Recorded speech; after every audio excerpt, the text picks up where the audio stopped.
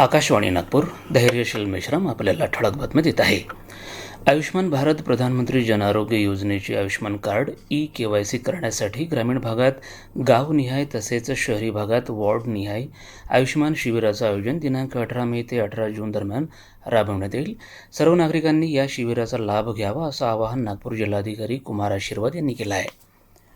काटोल, नरखेड, हिंगणा, कडमेश्वर, उमरेड, भिवापूर आणि इतर भागात पिण्याच्या पाण्यासाठी टंचाई नोंदवली जाईल.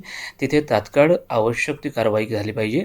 यापूर्वी अटल भूजलद्वारे जी कामे झाली आहेत त्या ग्रामपंचायतींना भेटी देऊन त्या कामाबाबत निर्णय घेता आवश्यक असेल ती दुरुस्ती करण्याचे निर्देश जिल्हाधिकारी कुमार आशीर्वाद यांनी दिले आहेत. कोणत्याही परिस्थितीत पावसाळ्यापूर्वी जल पुनर्भरण, नाले आणि नद्यांचे खोलीकरण, गाळमुक्त तलाव ही कामे प्राधान्याने केली जावीत. यासाठी निधीची आवश्यकता असेल तर प्रस्ताव तत्काळ सादर करण्यास त्यांनी सांगितलं आहे. नागपूर आंतरराष्ट्रीय विमानतळाच्या आधुनिकीकरणासाठी केंद्रीय मंत्रिमंडळाची मंजुरी मिळाल्याबद्दल AIDचे अध्यक्ष आशिष काळे यांनी प्रधानमंत्री नरेंद्र मोदी यांच्यासह केंद्रीय मंत्री नितीन गडकरी यांनी मुख्यमंत्री देवेंद्र फडणवीस यांचे आभार मानले आहेत. डॉक्टर बाबासाहेब आंबेडकर आंतरराष्ट्रीय विमानतळाचे आधुनिकीकरण होऊन मध्य भारतातील जागतिक दर्जाचे विमान वाहतूक केंद्र म्हणून विकसित होईल असा विश्वास AIDने व्यक्त केला आहे.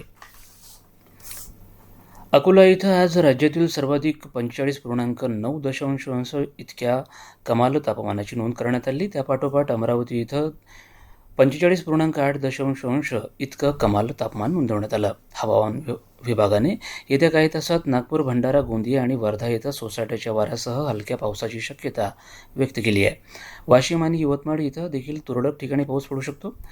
क्रिकेट IPL क्रिकेट स्पर्धेत रॉयल चॅलेंजर्स बंगळुरू आणि कोलकाता नाईट रायडर्स यांच्यात रायपूर इथं सामना सुरू आहे. हा सामना RCBने नाणेफेक जिंकून प्रथम क्षेत्ररक्षण करण्याचा निर्णय घेतला आहे. याबरोबर हे ठळक बातमीपत्र संपलं. यापुढील ठळक बातमीपत्र उद्या सकाळी 10:58 विविध भारतीवरून प्रसारित केलं जाईल. नमस्कार.